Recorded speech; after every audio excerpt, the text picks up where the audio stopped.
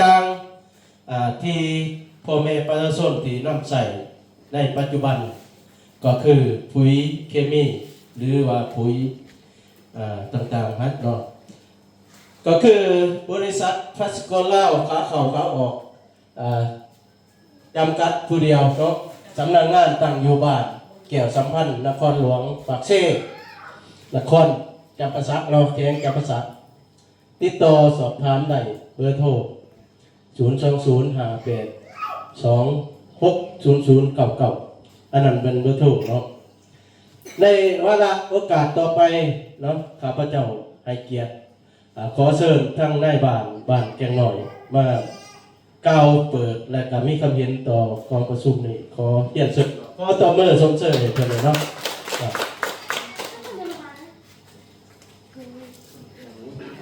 เคยบอกถึงไม่ได้นี่เอาสันกะก็อนุญาตเนาะตั้งหนายก็พ้องมาแค่น้อยเนาะเพราะว่ากบชุ่มห้องนี้ก็เรื่องครับพังเกี่ยวกับโครงการเนาะก็คิดว่าเผยแพร่เกี่ยวกับพุยแต่ว่าอยากห้องพอแม่เป็นส่วนเขามาวันนี้ก็บอก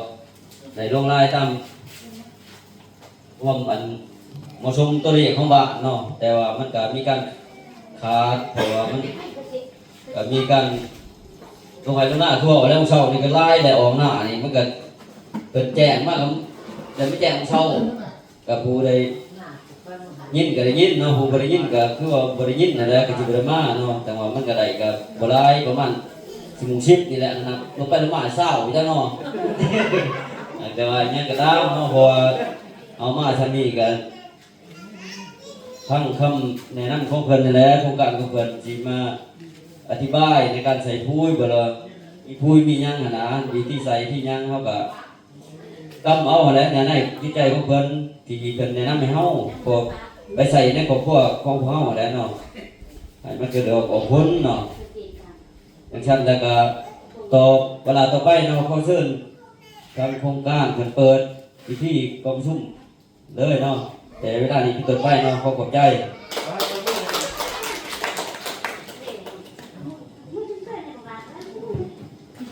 ก็ขอขอบใจนำทั้งนายบ้านอีกหนึ่งเนาะที่เพิ่นในกล่าวเปิดเป็นพิธีทางการที่ทางบ้านเฮาที่เข้าร่วมประชุมเพื่อรับฟังข้อมูลต่างๆของการนำใส่ปุ๋ยคือว่าเป็นข้อมูลที่ดีที่สุดเนาะและมีโอกาสพ่อแม่ประชาชนที่ได้เข้ามาร่วมเป็นโอกาสดีที่สุดเพราะว่าข้อมูลดังกล่าวนี่เป็นข้อมูลที่สำคัญเพราะว่าถ้าหากได้พังเนาะการนำใส่จะถูกต้องตามหลักการและก็ได้ดีเนาะเพราะว่าในโอกาสต่อไปก็ข้าพเจ้าขอเรียนเชิญทั้งทานทุ่งไส้พิซซ่าเมืองลาวเพชรเมืองลาวเนาะประธานบริษัทปุ๋ยเก่าเกษตรนาโนขอเรียนเชิญก่อนขอขอบใจเดี๋ยวถ่ายกาแฟก็ได้จะหน่อยส่วนหนึ่งก็มาได้ซิมกาแฟกันเขามาครั้งที่สองเลยพวกได้มาฟังหลอกหวานบอกจือกันอยู่บอกพวกได้ฟังไงจือบอกเขาขอกันหลอกหนึ่งรอบก่อนก็ให้ที่บ้านได้ถ้าแต่ว่ารอบนี้มากจริงๆวัตถุประสงค์มาเราในสาวโครงการลงมาบาทนะครับชนะว่าการลองก่อนมาเข้าหูจักกันดิว่าเป็นแบบไหนปุ๊บเป็นใจสินค้าจะได้เนี่ยครับกับพวกหูแล้วเราไปเขาเอาโครงการลงแต่โครงการลงเห็นไหมเขาว่าเขาจะหาเกิดคนหน่วยงานประจำบาทก่อนแต่ก็คือจะทำทั้งคณะบาทเพิ่นแหละว่าเพิ่นทับโบนะถ้าเพิ่นทับใช้เพิ่นเป็นหน่วยงานแล้วก็ต่อไปก็คือเขาก็สิครับสมาชิกในบาทก็คือซื้อสินค้ามาหมาปลากระป๋องแบบสีโคราชเนี่ยนะเขามีพวกนี้เกินว่าเป็นหันมินิมาร์ทเกินที่แต่ว่าซื้อในราคานี่แหละราคาเขาขายกันนี่แหละนะจ๊ะในบาทเขาขายแต่ว่าซื้อเนี่ยทุกๆ3 เดือนมันจะมีปันผลกับคืนในผู้แบบสหกรณ์ของบริษัทซึ่งเขามีสำนักงานใหญ่ดูแลเพิ่มประมาณนี้นะเนาะโทรศัพท์กันเลยยับมาคัดจือกันมันยิงบ้านยิงบ้านนะพี่เลยพอดี คืออยู่ในโครงการนี่สามารถเป็นสมาชิกได้ทุกคนนะเขาจะสื่อของเป็นเขาจะสื่อปลากระป๋องได้ก็ถือว่าเป็นสมาชิกได้เขาก็มีเงินหลายจะสื่อเป็นจะการเป็นได้มาเป็นอย่างนี้นะพอมันสิมีตัวอย่างคือทบาทแล้วทั้งพอบาทโอเคบาทเกี่ยวกับเขาเป็นเด้อมันเขาสิเขาก็สิมาตั้งหาอีกรอบนึงเพื่อมันลงส่วนตัวเนาะเพื่อมาว่างนโยบายแบบได้มีแตงต่างมีใบแตงต่างให้ถึงกรอบท่องให้เฉยๆและหลังจากแล้วเขาก็จะคอยหักสมาชิกเข้ามาบริษัทมาซีเขามาเพราะว่าเขามาร่วมสิบริษัทมาร่วมให้พยาบาลหาหายมองได้เหมาะสมเพื่อนเขาก็ได้ซีซ่าหาคน10 คนเริ่มเก็บไปเรื่อยแต่ในเดือนพยาบาลเราขึ้นมาในวันที่เท่าไรเศร้าเก่าเนาะทุกวันที่เศร้าเก่าเขาพอกันสิเนี่ยแสดงว่ามือที่เศร้าเก่าฮะทั้งพอบาทจะแก่งมาแล้วว่าเขาออกตลาดว่าเศร้าเก่าเขาต่อกันจะโมกกระบากันอยู่ไซส์สิเนี่ยเครื่องคล้องโปรเซสก็เสียมาเองมาบางทีเขาก็ซื้อได้ราคาตลาดดีเลยแต่ว่ามันสิมีเงินปันผลกับดีบอเบลนั่นนี่เขาเคยหักกันเงาหน้าแล้วบริบหักกันโชว์ข้าวได้เลยทำสิบมาเท่าเดียวเลยได้เนาะพอได้คิดหอดคิดถึงโอเคประมาณนี้โอเคเนาะเขาพยายามนักซื้อเก่าอยู่เลยมาหลอกก่อนเป็นนักซื้อเก่าก็ต้องอยู่นักซื้อเก่าอยู่ปีนี้อยู่40 ปีถวดเนาะเหล็กซูดกระกบกระงาเกี่ยวกับธุรกิจหาสินค้ามา18 ปีเลยว่าเอาข้อมูลต่างๆจากต่างประเทศมาให้บ้านเฮารายละเอียดต่างๆซึ่งสำนักงานเฮาอยู่ที่นครปฐมเด้ออยู่ที่เฟรนชิปมอลล์รัก2เนาะตึก33สำนักงานเฮาแล้วก็นี่คือทะเบียนบริษัทเนาะแต่เรื่องต่างๆที่ว่าสมบูรณ์แบบในเรื่องของตัวนี้แล้วนะข้อ2ข้อชี้ต่างๆเฮาสมบูรณ์แบบลงโฆษณากับทางหน่วยงานเกี่ยวข้องแต่รอบหน้าคันมีหน่วยงานเฮาก็บ่ได้เอาทั้งเมืองมากบัดนี้เพราะว่าเฮาเข้าใจกันดีเฮาก็มาทานหน่วยงานเลยสินะมันสิง่ายมาเบิ่งตัวนี้เด้อเขามีสินค้าของเขาอีกที่จริงสินค้ามี1,000 กว่ารายการใครมาบอกว่าบึ้ดฉะนั้นเขาจึงว่าเป็นยังออกกสิกรรมมากเพราะว่าเขาเอาปุ๋ยเป็นตัวตัดก่อนล้างแกนเหลวเขาเข้าใจกันเหลวเขาเอาสินค้าอื่นๆที่มันมีตามมากเนาะฉะนั้นสินค้าจะมีหลายกลุ่มหลายแบบเนาะปัจจุบันเขามีช็อปเขามีห้างค่ะนี่แหละระบบที่เขาจะลงบาทเขาเนาะมันจะมีพีจีล่าคือซื้อบริษัทเนาะช็อปก็คือห้างค่ะเขาสมัครซื้อปกติแต่ว่าเขาได้มากกว่าปกตินะเพื่อนซื้อของไปโค้งแต่ได้สหกรณ์ดีกว่าเขาไปซื้อวันใหม่เขาก็ซื้อขึ้นเก่าทำไมเนาะไม่บอกซื้อเอาเงินแต่เขาขึ้นเก่าเนาะอันนี้เขาก็ซื้อเหมือนเดิมเลยเขาก็ได้ของเหมือนเดิมที่เขาเคยได้ดีนะต่างกันว่ามัตซิมี่ว่าโอเคทุกวันที่29สมุดบาทเนี่ยพอดีนะเขาพอกันสิมาพอกันเดี๋ยวกับแม่ก็จะเอาเนี่ยก็เดี๋ยวเต็มนึงเนี่ยถ้าพิษแม่ก็จะมาท่านลื่นเนาะบัดแม่ลื่นกับมาเดือนนี่กับมาเดือนไหนก็แม่ก็ลื่นก็เลยแม่ก็เริ่มบอกหัวหน้าหน่วยแล้วว่าพ่อใหญ่บอกบริษัทเด้อขอจะเอาปลากระป๋องแฟก1นี่ก็บอกไว้ท่านนี่ก็ชงบอกสมาชิกก่อนเลยดิเพื่อกับชงทั่วบอกบริษัทก็เตรียมมาเฉพาะนะเพราะมันหลายบาทดิเขามานี่เป็นเดือนนึงเขาเดินทางอยู่20 วันนะบริพัตรลูกขันลูกออกไปนี่ข้อไอแตกกับข้อไผ่อะไรเหมือนเก่าอยู่เลยรอบวันก็ไอบอกไอเลยขันไอเป็นพยาธิตายนะครับหน่อยคุณชิบเหลือเหรอบอกคุณมึงมีข้ออักเสบต้องไปพักขันพักกันจังเลยนะอันนี้คือสินค้าเนี่ยที่มีอยู่หลายอย่างใช่ป่ะในโครงการมันจะเป็นยังไงเคยกินในวันนั้นเคยยินเนาะขันเคยอยู่เป็นสมาชิกใหญ่เลยง่ายนี่ยาสีฟันมีมดถูกแบบเนาะภาษาเนาะแปรงสีฟันมีทุกแบบเขาก็มีให้แบบนี้แต่เวลาเขาถือมาเขาก็บอกเอาบนหานมาดอกทำไมนะมันก็จะมาไว้ที่อารมณ์บัตรเป็น10 หลอกก็จะมาพ่อที่วันเดียวมาน่ะคือเขาสามารถตามทมิตเอกสิทธิ์มาสั่งมันเป็นไปได้หลังจากนั้นเดี๋ยวเขาเข้าใจกันแล้วมันก็เริ่มสั่งเนาะทุกที่เก่านี่ของเมย์เบิร์ดเดอร์ยาสีฟันเมย์เบิร์ดเมย์เอาตัวนี้สั่งเขาเสียเอาเป็นหลักมากนะมากต่างๆประมาณนั้นเนาะฉะนั้นนี่คือเขาพยายามดูก็ไม่ใช่มาโดนเนี่ยมีระบบหันขาแบบนี้เนาะเป็นทุกอย่างฉะนั้นทุกการซื้อเพราะจะซื้อเบี้ยกระดาษยังกระดาษมีหมดมีหมดทุกการไปสิแหละจับทรงให้โครงการไม่เป็นอย่างซี่ก็เลยว่ามื่อนี้เขาสิล้มเลิกโครงการนี้ก่อนเนาะเรื่องอื่นจะคอยบอกกันอีกทีนึงมาเบิ่งปัจจุบันเขาเป็นสมาชิกโครงการเขาสิได้อีหยังเด้อในบ่าวฟังก่อนต่างแต่ช่วงเขาเป็นเองเนาะเป็นแต่นั้นขอที่1เลยในการเป็นสมาชิกนี่บอกว่าได้จ่ายเงินมาเป็นเด้อบางคนมาเขาเสียเงินเธอจะใครเขาบริเสียมีแต่ว่าเขาเนี่ยสื่อสินค้าเป็นสมาชิกแต่ยังเขาสื่อใส่อยู่แล้วเนี่ยเขาสื่อนี่ไปใส่อยู่แล้วเขาสื่อปุ๊บมันก็เป็นสมาชิกหรอกเสียแต่ว่าต้องบอกซื้อนามสกุลได้บางคนสื่อไปแล้วบอกกับจะเป็นลูกค้าซื้อบริเป็นสมาชิกการสมาชิกเขาสื่ออันนึงเขาก็เป็นสมาชิกกันสินะ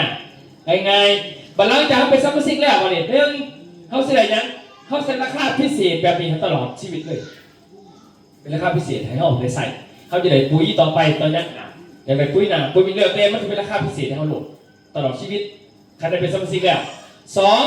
เวลาเขาขยายสมาชิกเขาแนะนำโมนคูบาทอื่นก็ได้บาทต่อไปก็ได้เขามาเป็นสมาชิกบริษัทร่วมโครงการเขาก็ได้ค่าลิขสิทธิ์ของเขาตลอดชีวิตไม่ว่าเขาสื่อเขามีได้นำอยู่บาท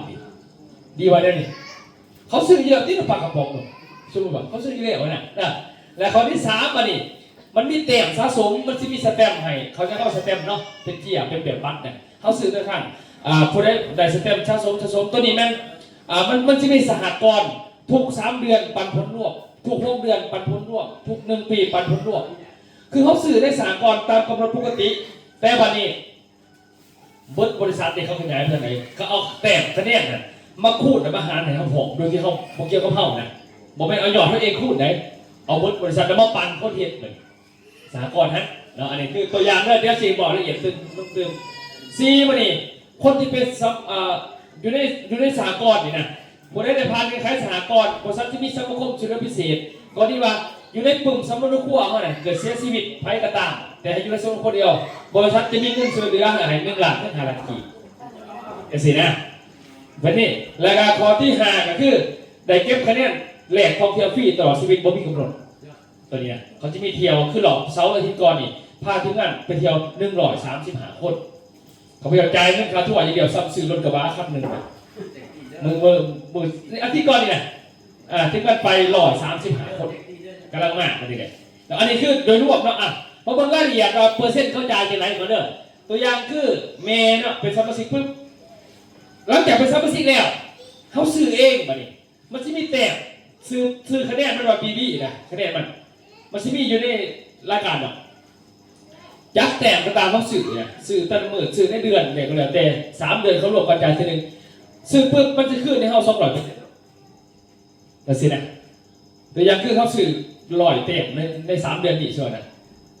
เขามันคูณ200%เขาได้เงินกับขึ้นหรือ200%คือ200 บาทใช่ไหมเขาจะคิดเป็นเงินบาทนั่นคือเดี๋ยวเขาซื้อปกติเนี่ยแต่มันขึ้นเงินที่เขาอ่ะขึ้นราคากับราคาตลาดนี่ราคาบาทเขาซื้อกันนะคือราคา10 อยู่บาทเท่าขวดเท่าไหร่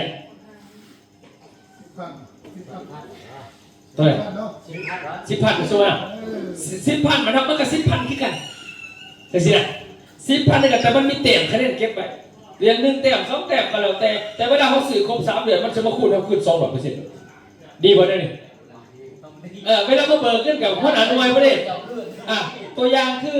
ทั้งพยาบาลมีคนหนาหน่วยวันที่สกอตเท่ามาแสดงว่าสกอตเดือนนี้เริ่มขอมาสกอตเดือน2-3 เดือนโครงการพอเดือน3ปุ๊บเป็นบริษัทที่มี2 เงินมาเลยแต่แสดงว่างานปุ๊บนัดกันก็แสดงว่าผู้ใดที่มีการซื้อ2-3 เดือนพันมากเบิกเงินสินะถ้าอยากสั่งซื้อคือปิ๊บกระถาเบิกหลอกไปอันนี้เขาขอดึงได้นี่ขอดึงได้เลยแต่200%ก็คือของแต่มันข้อ 2มันนี่มันมี10 ข้อที่เราจะได้ผลประโยชน์ขึ้นข้อที่ 2คือเวลาเขาขยายสมาชิกไม่ใหญ่แล้วคอยลอกเบิก3 เดือนอะไรเงินไปเมื่อไร40-50,000ยาค่อยกันเขาก็ไปบอกไม่ใหญ่ก่อไม่ใหญ่จะไปแล้วขอไปเบิกที่บ้านเขาต้องไปเบิกเงินดินี่ชื่อขาดกระจับกระเห็นนี่เขาไปซื้อยันตัวไปซื้ออีนะมันด่ากูบ้างหันเลยใส่อยู่ว่ามันดับไปซื้อน้ำบริษัทกูเองไปเป็นเช้าได้มาเนี่ยส่วนเขามาเนาะบันนี้เขาก็เป็นสมาชิกของเขาเนี่ยเขาก็ซื้อของข้าสมาชิกกับซื้อเขาก็ไปเป็นสมาชิกเนี่ยเขาซื้อของเขาทุกอย่างเขาซื้อตั้งแต่เท่าไหร่นับดีกว่าดูสิดีกว่านั่นบ้านห้ามมีจะคนเดี๋ยวเต้เขาก็ไปบ้านอื่นดิมีหมู่บ้านอื่นไปต่อมันกระไดขึ้นก่อนไปใช่ป่ะง่ายๆนะเขาไม่ต้องลงทุนขาขายเองบริษัทที่พาขาขายอะไรทำไมเนี่ยปากเนาะเป็นมานี่อันนี้คือข้อ 2เด้อข้อ 3มานี่โครงการสหกรณ์ตัวนี้เขาจะมีจำนวนให้ซื้อตัวอย่างคือตัวอย่างว่าเดือนหนึ่งให้ซื้อดัง200,000เด้อจังสินะเดือนนี้ก็200,000นึงก็200,000สู้รายนะตัวนี้มันว่ามันจะมีกำหนดให้ซื้อตัวนี้ถามเขาซื้อเดือน1 เดือน2 เดือน3หอด3 เดือนปุ๊บเขาจะมี 30% ของยอดรวมของโครงการเบิดตัวอย่างคือเบิดโครงการนี่เขามียอดอยู่100,000 คะแนนเต็มนะเขามาคูณ 30% มากเป็น 30,000 เนาะ 30,000เขาก็มาหารในคนในโครงการนั้นกัน 30,000 เป็น 30,000 บาทเนี่ยมาหารมาอยู่ในเดือนตัวนั้นมันมีคนรุดโครงการหรือบนรุดใครรุดก็ออกไปก็ได้มันไฟคนเรือนหน่อยมันก็เอาเงิน 30,000 มาหาร ได้กระยาเสียหน้าอันนี้คือแม่อันนี้คือขอที่3เป็นสหกรณ์แล้วข้อที่4มานี่ครบ6 เดือนถ้าให้โครงการในครบ6 เดือนได้ฟรีอีก35%ผม6 เดือนเลยหอดปีนึงได้ฟรีอีก35%มันไม่ใช่อันนี้คือเปิดในภาคออเดอร์ได้รายละเอียดเข้ามาร่วมกันแต่จังคอยเอาสมรรถสิทธิ์เข้ามาจังสิเอาละเอียดเพิ่มเติมอันนี้ว่าผ่านทุกเรื่องในภาคก่อนบอกมันเป็นเรื่องนี้และข้อที่6ป่ะนี่ตัวนี้มันจะมีแต้มคะแนนสะสมเนาะคะแนนสะสมครบ5,000 แต้มจักเดือนจักวันก็แล้วแต่5,000 แต้มปึ๊บเฮาซ้ำบริษัทจะหายเฮานี่ไปห่วงงานก็บริหารคือว่าห่วงพระเขาก็บริหารอยู่ปากเซ่กันฟรี1 ที่นั่งกลับมาให้ก็อีก100,000ค่าน้ำค่ารถค่าน้ำมันรถนี่สินะตอนนี้เนาะวันนี้ข้อนี้ของผมแล้วข้อที่7ป่ะนี่ถ้าเฮาเฮ็ดข้อนี้ได้3 เทื่อถ้าไปห่วงงานก็บริษัทฟรีได้3 เทื่อปึ๊บเขาหายเฮางบเขาไปเที่ยวต่างประเทศฟรีอีก1 ที่นั่งบ่ได้ซื้อได้เขามีให้แบบนี้แหละคือตามโครงการเด้อแบบว่าแล้วข้อที่8ป่ะนี่ก่อนที่มาถามเขาเลยไปเที่ยวต่างประเทศฟรี1 ที่นั่งปั๊บจบแล้วปุ๊บแสดงว่าเขาเป็นสมาชิกโครงการแบบในห่วงต่างประเทศนั่นแหละเขานำโหลดมาเขาเลยไปห่วงต่างประเทศฟรี1 ที่นั่งปุ๊บเกิดการเสียชีวิตของพวกเขาให้1 ล้านถ้าไป2 เทื่อได้2 ล้านไป3 เทื่อได้3 ล้านไป4 เทื่อได้4 ล้านไป5 เทื่อได้5 ล้านไปก็ไปฟรีแต่ว่าเกิดการสูญเสียให้อีกเขานำเอาขังละ1 ล้านเป็นไงนะมันมีบริหารเด้ออันนี้เคยมาสหกรณ์เขาก็บริเสียเงินไหนเขาก็เห็นว่าเขาไปขายไปปกติสิพอไม่เอาเงินมาซื้อบ่ได้ตัวนี้เด้อสำหรับตัวนี้และข้อที่9หัวหน้าหน่วยบริการเดี๋ยวคือพยาบาลเป็นเนาะหัวหน้าหน่วยบริการเนี่ยเขาให้ค่าซอยบริษัทอยู่ 30% ถึง 100%แต่ว่าเขาเริ่มใหม่ๆปุ๊บนี่ไม่เขาเสอยู่ตรงนี้เลยหัวหน้าหน่วยเด้อหัวหน้าหน่วยบริการปุ๊บค่อยพอว่าตกลงเอาบริษัทสิมาหาหลอกหนามากกว่าเขาก็มาบอกไปตั้งๆมาดิบอกไปตั้งๆคือเขาจะมีเสือไห้ยัง4 เพราะว่า1 โตของบริษัทไห้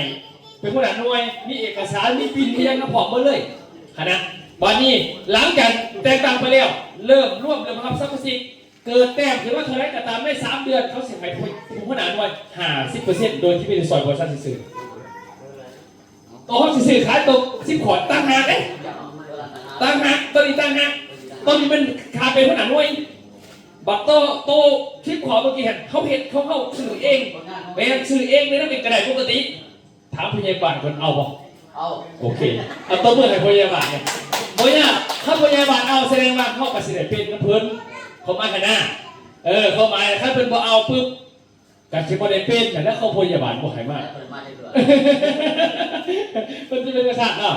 นี่คือเรื่องว่าเป็นกษัตริย์นะฉะนั้นตอนนี้มาเบิ่งว่ารูปแบบของบริษัทเท่านี้หันค่าเขาสามารถทีนี้เป็นเขาสามารถในรูปแบบดีก่อนรูปแบบนั้นโมบายช็อปไม่ว่ามันจะมีรถคนเครื่องหายตัวอย่างคือทำมันหลายเกิดมันเขาจะมีรถอีกแบบหนึ่งดิคนเครื่องว่ามันจะมี3 แบบไม่มีแบบนี้เหมือน3 มันมีแบบนี้นะถ้าขั้นประธานเองกับรถตู้สิละมากไปเคาะนั่นสินะขั้นเขามีหน่วยงานโลกมีแบบนี้มันจะมีแบบนี้มาแสดงว่าเขาสิมาเขาบริมาแต่บาทเขาดิ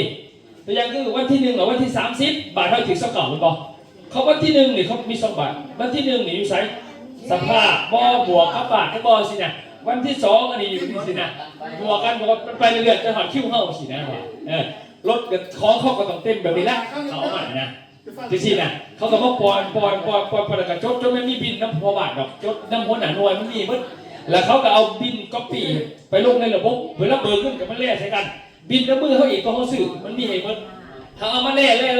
ใส่กันกับเขาถือไปนะเขาก็คำนวณมาให้เขาเดี๋ยวแบบมันก็ง่ายสินะนี่แหละคือเขาจะไปเที่ยวดูไทยหรือเป็นนี่นะดูต่างประเทศนี่บัดหลังจากที่มาแบบเป็นสมบูรณ์แล้วก็บานเขาเริ่มดีแล้วบานนี้เริ่มเข้าใจแล้วเขาก็ถือว่าเพราะว่ามีห่านขาบ่สินะมีบ่ห่านขาอยู่เนี่ยเขามีห่านขาอยู่เนี่ยเอาห่านขาของพบาทมาเป็นบริษัทเลยแต่คือเราเป็นขอ2คือเรามันเป็นช็อปมาดิช็อปมาดิคือเปลี่ยนห่านขาของพบาทมาเป็นงานของบริษัทไปเลยมันก็ง่ายแบบนี้บริษัทก็ไม่ได้เอาของมาผ่านตัวนี้เขามาผ่านตัวนี้เขาก็กระจายดีกว่านั้นนี่คือเขาเซ็นทันทีเด้อนี่เอาเงื่อนเอาอะไรนี่นะเนี่ยสิแต่เมื่อไหร่คือว่าอันนั้นเป็นช็อปนี่นะเนี่ยเป็นหันเงื่อนเอาแบบที่3มาดิวันนี้ไม่รับเมื่อมันจะเป็นมินิมาร์ทก็มากกว่ามันก็มีการตกแต่งแบบนี้แล้วมันอันนี้คือแบบที่3 มันชิมี4แบบเลยนี่อันนี้คือเรื่องราวแบบที่3แบบที่4ก็ใหญ่ขึ้นไปอันนี้แบบที่3นี่ต้นนี้อยู่เมืองพุทโธมันได้เป็นหน่อยนึงเมืองพุทโธนี่ล่ะอันนี้อยู่นครหลวงเลยเมืองขั้นแบบที่4มันก็ใหญ่ไปมันก็เป็นหางสินะเห็นป่ะคือขบวนการมันกำลังยับขึ้นตอนนี้เขาเอาระดับบ้านยับขึ้นไปถามเมย์ก่อนไปเจออย่างไรยังไงเอาบอกไงเนาะอย่างในยาชีฟันนี่ก็บอกมากว่าสั่งเพราะว่าเนี่ยเพราะว่าบริษัทนั่นน่ะเขาเอาสินค้าจากบริษัทน้ำเขาดิอยากเชียร์มันโดนไปชื่บริษัทน้ำเขาแต่ละบอลมิตรยูนินัดกันวันที่เท่าไหร่สิเขากล่าวมาสินะมาจากมหาเท่าไหร่หน่วยเขาไปตลาดนัดเมย์เขาดีไปตลาดนัดมือเขาเชียร์มันไปเขาไปเขาโครงการมากแต่ว่าเขาผัดในขึ้นกับขึ้นไหนมันมีกับขึ้นไหนบัตรตัวนั้นไหนมันจะอะไรกับขึ้นไหนเนาะจังสันนะโอเคก็ไม่เท่าเดิมแล้วบอกถึงว่าก็เลยจะเข้าเข้าไปนะเลยจะเข้า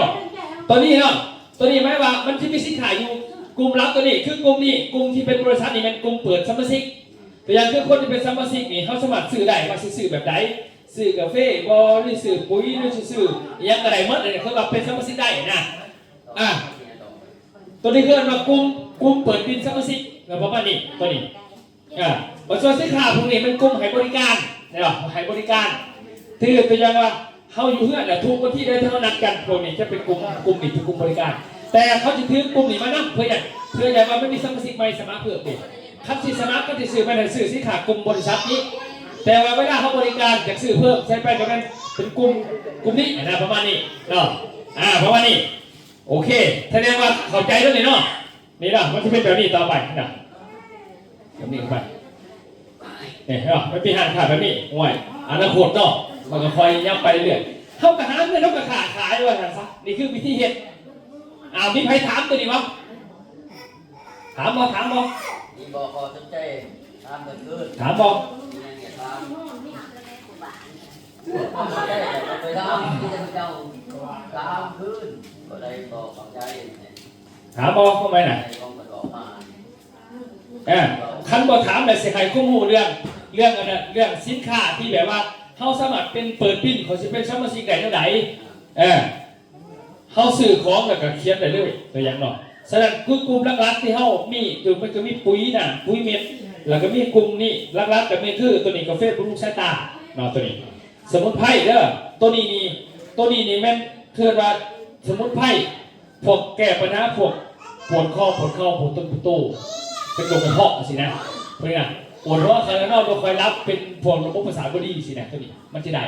เนาะเดี๋ยวสีหวานฟังเนาะคือตัวเขาพเจ้าเองนะก่อนสิมาเป็นปัจจุบันนี่เนาะแต่ก่อนเขาพเจ้านี่เป็นยังสิอายุ30 กว่าปีนี่คือตอนอายุ30 กว่าปี23 ปีเป็นลิสดวงคนเนาะแล้วก็เลือดดังออกทุกอาทิตย์เพราะว่าเป็นคนเฮี้ยนหลายนะเขาบอกเฮี้ยนหลายเขาว่าชิบาทั้งเฮี้ยนสินะเดี๋ยวมันจะออกมาตอนนี้โบกินข้าวเศร้าเขาพเจ้าไม่ได้กินข้าวเศร้าแต่อายุ10 กว่าปีจนปัจจุบันนี่40คู่มือยังไม่ได้กินข้าวเศร้าขั้นว่าดูเพื่อนจะเป็นเขาเที่ยงกับบริกินข้าวขาบเดียวเป็นจังสันมากแต่ใดมาฉะนั้นเขาพเจ้าบสมัครออกให้งานได้เขาจะเป็นลูกเคยเพิ่นแบบออกให้งานบ่เป็นเขาพเจ้าเก่ง2 ข้อคิดนี่แบบอัจฉริยะเลย2เว้าเฮียนบ้านหนักก็หาเงินจังซี่บ่ได้ออกนกนักบ่จักเฮ็ดจังซี่นะเนาะบ่จักเฮ็ดแต่ว่าเป็นลูกชาวนาบัดนี้แต่ว่าลงหน้าก็ไม่ได้ลงไปพื้นขึ้นรถเมย์ก็เลยบอกว่ามึงเพี้ยนมันหลอดเด้อเราคันมึงบนหลอดมึงทุกข์แต่เถอะอันน่ะเข้าไปน่ะข้าพเจ้าก็ได้เป็นคนบ้าเหี้ยนะสันเหี้ยเขาก็บอกกินเนี่ยก็บอกกินแล้วต่างใจจะเป็นแค่เก่งของแขวงกับประสาทเขาอย่างไรสมัยนั้นนะท่านมานี่ตอนนี้มาโอกาสก็เลยไปเหี้ยต่อต่างประเทศเหี้ยอยู่ไทยเหี้ยสมุนไพรอยู่ไทยเนาะเฮียเด็กที่กินจอยๆดำๆสินั่นนี่นะจอยๆดำตัวนี้อายุ23 ปีตอนนี้นะจอยๆดำๆอยู่สินะเทาๆก็จะส่งผมกระตางตัวน่ะตอนไปเฮียน ปีเทียบเก่าเทียบปลาเทียบไม่ได้กันสินั่นนี่จะจ้อยเฉยศึกษาจนก็เปลี่ยนแต่ตอนนี้เมียคนบ่ห่วงว่าจะเมียเป็นคนหลวงเขากับเมียกับเป็นคนใส่เงินใส่เงินเก่งมาเลยซะ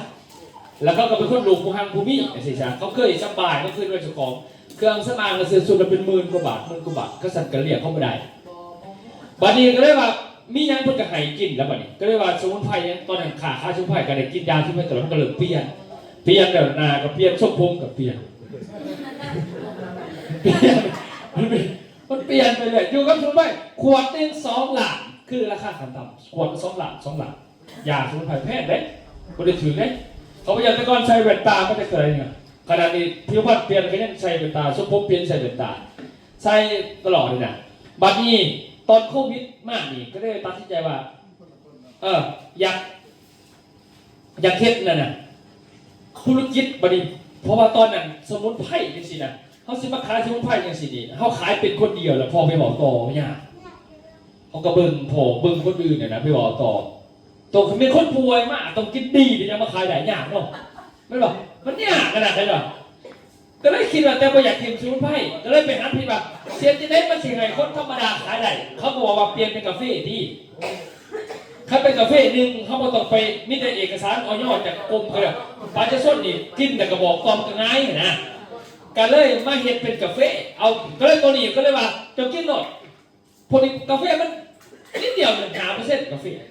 เหลือเนี่ยมันเป็นตัวหวานใส่ยาหวานกับตัวนุ่มๆนั่นคือเป็นอย่างพวกนี้คือพวกขี้เขาเอาใส่ขี้เทียบดังๆนะให้เขาได้กินซื้อแล้วก็ส่วนนั้นเป็นสมุนไพร30 ชนิดได้เดียวเนาะเอาบอลไปนึงไอ้แบบว่าแต่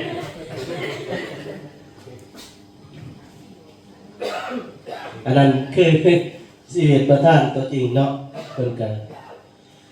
เฮียนแล้วก็ประสบการณ์ก็เพิ่น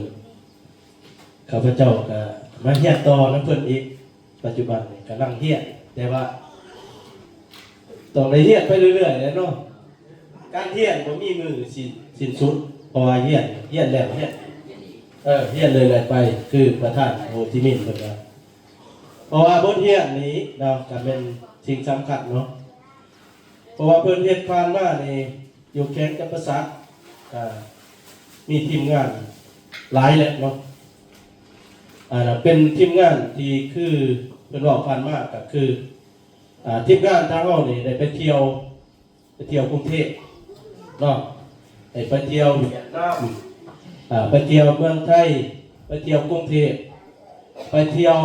อาบน้ำทะเลอยู่เมืองไทยแล้วก็กินฟรีขี่รถฟรีอันนี้คือประธานเป็นผู้จ่ายทั้งหมดเนาะบ่แม่นบ่เขาไปเป็นสมาชิกน่ะสิจ่ายบ่แม่นเนื่องจากได้เป็นสมาชิกเนื่องจากเฮาได้ซื้อกาแฟมากินสมมติว่าคือเพิ่นบอกเนาะเครื่องที่จะเป็นนะครอบครัวก็คือน้ำปลาปลาแดกแป้งนวดนี่คือพ่อแม่นี่ต้องได้ซื้อทุกมื้อทุกเดือนทุกวันนั่นแหละเนาะอันนี้เป็นความสำคัญเอาตัวไปบอกประธานต่อนี่หรอเขาไปจะยกกำสมุนไพรมาไปไลฟ์ตอนนั้นไปเที่ยวจีนอยู่ซีเทือตอนที่จบมากกับขอบคุณนี่ไม่มีอาจารย์ต่างๆอันนี้เป็นตอนนี้มันซ่าบันเขานี่เขามาทดสอบใช้เป๊ปซี่มันมีโถเนาะแล้วก็เอาเป๊ปซี่ลงก่อนแล้วเอาซ่าเขานี่นะมาใส่นะหลังมาใส่แล้วข้นหานาทีดึงออกปึ๊บหนาเป็นสีขาวที่สื่อสิตัวดำๆมันติดมันนำตัวเขาดึงเขาก็เลยมาสอนว่าเป็นอย่างคนจีนหูคนก็กลัวมันคือแขกบ้านถ้ามันคือกลัวจะเห็นคนจีนมาอยู่ล่าไม่เขาตื่นมาเขากินน้ำชาแต่บ้านถ้ามันกินน้ำแข็งลายกินเป๊ปซี่ลายกินอารมณ์ลายหูคนมันกวางกีฬาอะไรสินะเขาจะกลับมาแต่จีนมาเศร้ากินเป๊ปซี่เลยเศร้าแต่น้ำแข็งยังกินอยู่มันหอนบ้านเขาขนาดแต่ว่าบ้านเขาอีกคนมาเขาขายน้ำแข็งแต่10 โมงก็คือเกินนั่นก็ได้เขาหายปิดเปิดหางน้ำแข็งอะไรนี้ใช่ป่ะเฮียนมากเลยมากกันตั้งท้าตัวเองใหม่หมดเลยบัดต่อมาบัดนี้เนาะอันนี้ไปเฮียนอยู่เชียงไฮ้เด้อเมืองเชียงไฮ้ของกรุงเชียงไฮ้ตัวนี้คือตัวหยานอนภาษาเอิ้นว่าทางเฉา ทางเช้านี่ขั้นเขาใส่ยังมากินใส่มีให้กินกันเขาหักกันได้ถ้าพอเห็นมีสำคัญกว่าตัวนี้มันบอกเขาเห็นตัวนี้เฉพาะราคามันแพงกว่าทองคำตัวนี้นี่ย่ำนะเป็นนอนนี่ตัวมันเป็นจังซี่ตัวนี้คือมันเป็นยาไม่เหรอเนี่ยเนี่ยมันเป็นตัวคือนอนคือผมวันนี้มันเกิดเขาปลูกก็ได้พอมันเกิดตามผู้ที่บีบเขาประเทศจีนคือนี่มันมาจากตัวแม่กับบีแบบแล้วมันกับใครลงดินแต่ที่มาปกคลุมบดย่ำน้ำมันก็อยู่ขี้ดินไปแล้ววันย่ำหอดที่มันละลายปุ๊บแล้วมันก็เกิดมาแบบนี้คือนะว่ามันก็เป็นยามันจะเป็นยานี่นะเบิ่งเขาหาบัดนี้เวลาที่มาไม่ลงเนี่ยเบิ่งไหมนี่เขาก็หาเก็บบัดนี้หาเก็บบัดนี้อันนี้ผู้ที่มาผู้ที่เบียดด้วยนี่หาเก็บสินะเก็บมากเลยกับคือเขาหาเห็ดโผล่มาขายกับมันหลากมาอย่างต่างคือเขาให้พอนี่แหละหาเคลียร์ดินต่างๆออกเนี่ยนะบัตรขายเอามากก็มีได้ทึ่งต่างๆไปซื้อแล้วเอาเขาสู่กระบวนการเป็นยาพวกงาออกมาแล้วนะอันนี้ทำนี่$500สหรัฐอันนี้เท่านี้$500บ่ท่านว่าเป็นยังได้หนิไม่แต่ว่าเอามาแล้วก็มาทำความสะอาดครับคืออบแห้งมาให้เท่าน่ะ$500บัตรขั้นบดสดบานี้จะว่ามันต้องเอาตัวแบบนี้จักกิโลเพื่อเลยโลนึงอะนะบดสดปึ๊บมันมีเกรด3เกรด A B C เกรด A ราคา$3 ล้านเกรด B 2 ล้านเกรด C 800,000บดออกมาแล้วนะคือเขาบดเป็นอับมานี่ออกมาเป็นแล้วเขามาปรุงกับยาเว้ยคือยาพวกนี้นี่มันจะมีตัวเหนียนอยู่นะพวกกระฟอกกาแฟไม่มีเหลืออยู่นะคือเราสารสกัดมันมาบริษัทเป็นตู้เลยมันเพศแต่ว่าเป็นสารสกัดของมันอยู่แหละที่มันเป็นยานะไปเยี่ยมจากเชียงไฮ้ตัวนี้มาแล้วก็ตัวผมเมื่อกี้นี่เขาก็ทดสอบกับคนทำคือยังขึ้นแม่ไปสินะเขาเชิญเขาไปกวดตังส่งว่าอย่ากวดเพราะกวดตังส่งมันก็ขึ้นจออะไรตังส่งเข้ามาแล้วทำปกติระบบดีเลยซิเกิลซื้อไปแต่ให้แม่นี่เอาตีนแม่จุ่มน้ำปูนเด้อแล้วก็แม่ก็เช็ดเรียบร้อยแล้วเขาเอาผงตัวนี้แหละหยอดใส่น้ำอีกวันหนึ่งแล้วให้แม่เซหาหน้าที่แล้วมันเช็ดออกไปกวดใหม่ปกติบรรจบขั้นขนาดนี่ตัวนี้น่ะบ้านเขาเนี่ยโอ้มันเขาเกิดลื้อซื้อเรื่องสมุนไพรในกินดิให้บอกเขาจะมีโสม1,000 ปีเนาะโสม1,000 ปีเฮ็ดเป็นจือ10,000 ปีความหมายของโสม1,000 ปีเฮ็ดเป็นจือมันแปลว่าอย่างเขาเข้าใจว่าปลูก1,000 ปีก็จะเป็นยาเนาะเขาเข้าใจเลยปลูก10,000 ปีก็จะเป็นยาโบแมนไหนปลูก3 เดือนก็เป็นยาหักมันคือว่า10,000 ปีความหมายมันคือว่าหมอจีนเนี่ยเขาจดเป็นยามาแล้วตั้งแต่10,000 ปีก่อน2,000 ปีคือ1,000 ปีก่อนเนี่ยเขาค้นพบตัวนี้ให้เป็นยาของยาหลวงเขาคือหลักสวงของเต้ไปส่วนกินบ่ได้ประหารเจ็บสุโคตรอยู่สนาเขาจะ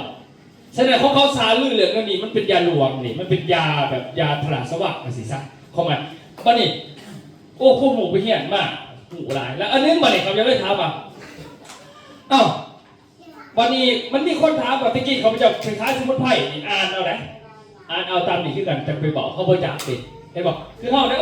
เขาจะได้ฝอยมันเนาะเขาจะไปทราบตะกี้คือเป็นด้วยกันวันนี้ไปเยี่ยมในจีนเขาสอนถามเขาว่าวันนี้พวกหมอกับยาสมุนไพรอะไรดีกว่ากันเขาถามเขาเนี่ยแล้วเขาก็จะถามเนาะพวกหมอกับยาสมุนไพรอะไรดีกันวันนี้ขั้นยาสมุนไพรมันดีจะไม่มีพวกหมอสิบปิดมันบอกขั้นกินยาพวกนี้ดีไม่บอกเข้ากระเป๋าคือกันเขาก็ถามดิผมบอกเขาตอบนี่เอาเป็นคนเหี้ยเด้อเพื่อเขาเจอเขาตอบเป็นสิเขาถามก็ขึ้นมาพวกหมอเนี่ยเกิดขึ้นปีใดเขาถามจักปีเนี่ยสมัยก่อนหนาบ่มีพวกหมอเนี่ยคนเป็นป่วยอยู่ใช่เขาถามเขาขึ้นเลยเป็นป่วยอยู่ใช่สมุนไพรเนาะมันเนาะแต่สมุนไพรมานอกกับหวานงานหวานนี่เนาะสมุนไพรไทยกับอันนี้นึงบัดสมุนไพรจีนเขาอันดับ1ของสมุนไพรดิแม่เขาถามคือว่าตะกี้ฮันคนน่ะเฒ่าฮันอายุยืนกับปัจจุบันอันอายุยืนกว่านะครับเขายืนกว่าเขาได้สมัยตะกี้ปัจจุบันหมอมันเกิดมาเห็นยักษ์มันเขาถามเขาเนี่ยคันมาตอนดีเขาเห็นเลยมันบอกเขาก็ถามมึงกันเนี่ยมันเป็นยังซี่เขาบอกเด้อพญาติที่คนเป็นก่อนเขาบอกให้เบิ่งพญาติคนเป็นก่อนคนเป็นพญาติอยู่2 แบบที่1คือแบบกวดและมีเสื้อ แบบที่สองคือกวนแล้วบ่มีเสื้อจือว่าสองอันนี้บัดนี้สมัยก่อนน่ะคันมันมีเสื้อกันเขาโปบ่ได้เพราะมันต้องมีเครื่องเทคโนโลยีปัจจุบันคือมันต้องมีกล่องซองจุลทรรศน์ซองสินะสมัยตะกี้มันบ่มีคนก็เลยตายทั้งเสื้อไวรัสเขาคนตายตะกี้แต่คันบ่แม่นไวรัสแต่พันว่าอายุยืนมันก็เลยว่าพยาธิที่สองแบบเด้อเพิ่นบอก1แบบมีเสื้อลูกก็แบบบ่มีเสื้อเด้อเขาจะไปเข้าใจใช่ไหมบักโตมันมีเสื้อแม่นหยังนี่เลยเสื้อมันอยู่ข้างนอกแล้วมันกับเขาทั้งหูตาการสัมผัสนี่นะเขามาปรับมันมีพวกไวรัสคือโควิดนี่เสื้อคนที่เห็นเสื้อเด้อ2ก็คือพวกสารพิษเขาในร่างกายจากเขากินปลาหมึกโบที่มันเฮาบ้านเฮาบ่มีทะเลเนาะครับเขาฟอร์มาลีนมากินกุ้งก็ยังมันเขาในร่างกายเขาได้เขาจากต้มมันก็มีเก่าพวกนี้มันตายน้ำต้มนะมันต้องต้มหลายพันถ้าต้มน้ำเดือดไม่เกิน100 องศาเท่านั้นมันต้องตาย1,000 องศาเห็นไหมเนาะเขาไม่นะเขาขึ้นเองได้บ่ได้เนาะมันนี่คือสารก่อมะเร็งพวกนี้นะพวกมลพิษพวกเชื้อโรคพวกเชื้อราพวกแบคทีเรียปรสิตแม่ท้องขี้กระตือนี่พวกนี้คือว่าเป็นเชื้อคันเชื้อจังสี่เลวสมุนไพรปัวบ่ได้จริงเด้อแม่สิไปซื้อยาเป็นขวด1 2 ปีกดล้าน2 ล้านก็ยาปัวบ่ได้เด้อฉะนั้นคันเฮาบ่เข้าใจคนเพิ่นบ่เข้าใจเฮาซื้อมาเขามาขายสมุนไพรบัดเฮาไข้ยุ่งปั๊บนี่ยุ่งมันกันไข้ยุ่งปั๊บเสื้อไข้ยุ่งเข้าสู่เลือดปั๊บไปหาหมอปั๊บได้แล้วก็เฮาซื้อยาเป็นล้านเดี๋ยวเขาสิด่าว่านั่นเสียเงินเป็นล้าน2 ล้านเฮ็ดสิบ่มุกหมอแม่นบ่หมอสักเข็มนึงเศร้านี่บัดสิเศร้าบ่ว่าแสนเสียเงิน2 ล้านถึงจะซื้อบ่แม่นไหนมันคนละอันกันนี่ของใครเข้าใจก่อนพวกนี้ที่ไม่เชื่อต่อไปพวกหมอเด้อสมุนไพรขวด10 ล้านกับปวดบ่ได้จือยังไงก่อนใครมีเสื้อเขาจะบอกว่าพอสบายปวดหัวครั้งนึงไปกวดแล้วพ่อกวดอีกกวดจังได๋ก็เลือดจะละกวดเลือดกวดไปปุ๊บแล้วเขาก็สิเบิ่งเครื่องเอ็กซเรย์ออกมาว่ามันมีเสื้อมองใดนี่พยาธิมันกับเขาอยู่ในเสื้อเป็นอันนี้นี่หน้าตาเป็นอันนี้รอได้หน่อยนี่เหรออันนี้คือเสื้อเหรอเห็นปุ๊บแล้วบัดนี้ยาของหมอหันมันเป็นยาเคมีต้องไปขาตัวนี้นะเข้าไปนะอันนี้ก็เรามีเสื้อเกิดอุบัติเหตุฉุกเฉินสมัยแต่ก่อนเห็นไหมตายไว้ผมคือนักกีนนี่หน่อยตกมาแต่ผู้ไม่บนตายมาให้อาจารย์เส้นทางหลังเลือดออกพูดเศร้าที่เลือดออกที่ตายเนาะเศร้านักกีนนะมันก็เป็นจริงคนตายเลยเนาะว่าใช่ป่ะเมื่ออุบัติเหตุฉุกเฉินสมัยก่อนปวดเนี่ยนะแต่สมัยนี้มันว่ามีห้องหมอนะก็เลยว่าพวกนี้คือเอาความไว้บากันเอาความไว้บาแปลว่าต้อง1 อุบัติเหตุ2มันไม่มีเสื้อกวดหมอสมัยใหม่โอ้จักว่าจะแตกก็ได้หักตรงไหนแต่ว่าการกวดเอ็กซเรย์เสียเงินเบิดเป็นบ่แผ่น1แผ่นละ4-5 แสนใช่ป่ะ10 แผ่นซ้ำกับผู้ที่เบิด4-5 ล้านบ่ทันปัวได้เขาจักว่ามันแตกซื่อบัดนี้เวลาหูจักระบายมันแตกหมดแล้วบัดนี้สิผ่าตัดหมอปัจจุบันมีแต่ซักยากินยากับผ่าตัดเด้อบ่มีวันอื่นเขาบ่มีวิธีเฮ็ดเลยกวดเห็นเสื้อเอายาให้กินบ่พอสาโพดซักเข้าไปกวดข้างในยังอยู่ตัดออกยิบเขาไปบ่เพราะนั่นไหนเขาบ่มีวิธีเฮ็ดอันอื่นไปบ่เฮ้ยเพราะนั่นเองเขาจะสิซะฉะนั้นแล้ววันนี้ว่าชาวเบิ่งถ้าตั้งทรงจะผิดปกติก็นอนโรงหมอต่อนอนโรงหมอนอนฟรีบ่แม่นจ่ายเงินไปทันได้ปัวได้เสียอีเหลวคนไปนั่งอีกนอนอีกมันบอกเข้าไปเบิ้ลขึ้นนะหัน30-50 ล้านที่จริงกลัวเบิ้ลไม่ได้ดอกมันกลัวมันตั้งใจสอบมาตั้งใจตังทรงจะบ่พอมันก็เสียเงินอีกแหละอันนั้นเรื่องของมันน่ะแสดงสุดท้ายมากกับสื่อยาลดความดันอีกจังที่เขาพาตัดใจกันนะแสดงของหมอมันจะกลัวมันแต่ว่าผลข้างเคียงมันก็คือเหมือนกับปุ๋ยเคมีเหมือนกันใส่ไปโดนดินเสียดินเสื่อมดินโซกดินต่างๆมันต้องไปเกลี่ยดินใหม่เหมือนกันเขาใส่พวกนี้ร้ายซักเขาร้ายกินร้ายแผลตับแผลมาไขหลังแผลกระเพาะแผลลำไส้ได้แผลทุกอย่างแล้วกลายเป็นโรคไม่จากยานี่คือเพราะว่าเขากินไปมันจะเลื่อนไปด่านไปเลื่อนไปด่านไปนะตัวนี้เห็นหรอนี่แหละบางคนเป็นโรคไม่น้ำยาเป็นน้ำยาแพ้ยาไอ้มันนี่คือบางเวลาพิษของยารวมก็คือการแพ้ใส่พิษอายุเด็กหน่อยกินยาผู้ใหญ่กับแพ้เหมือนต้นไม้ใส่ปุ๋ยกันจะไปเอาสูตรพิษกับกลุ่มก็ได้ไหน มันเป็นน้ำใหม่ให้เข้าใจเข้าไปคือใช้เองแบบเล็กหน่อยนั้นกินยาพิษนี่มันเป็นโดดเพราะว่าเด็กหน่อยก็คือเขาเห็นยาเหมาะสมมาแล้วนะเพราะว่าปุ๋ยเคมีกับยาล้มมันคล้ายกันเขาใจสิอันนี้คือยาโรคที่มีเสื่อให้กินนะคุณหมอบัดโรคตัวที่สองอันนี้เป็นหลายๆแต่เขาบอกจะเขาคือมาเป็นอันเดียวกันคือโรคความเสื่อมโรคบ่มีเสื่อคือโรคคนเฒ่าคนเฒ่านี่เป็นทุกคนเลยหรอเฒ่าเป็นทุกคนเลยหรอเขาว่าทุกคนแสดงมาเป็นเบิร์ดเนอร์เฒ่านี่บางคนว่าข่อยนั่งนมบ่แม่นเฒ่าเขาเฒ่ามาแล้วชีวิตคนเนี่ยเฒ่าอยู่3ช่วงที่1ตอนนี้สัก2 35เฒ่าละ2 1เท่าช่วง2เป็น35 45เท่าช่วง3 45ปีกันไปเท่าช่วงนี้มันผิวพรรณเบิดอายุการเจริญเติบโตพอคนนี่มียิ่งก็ใช่เจริญเติบโตกันไป18 ปีเกิน18 ปียาวสาวไปเท่า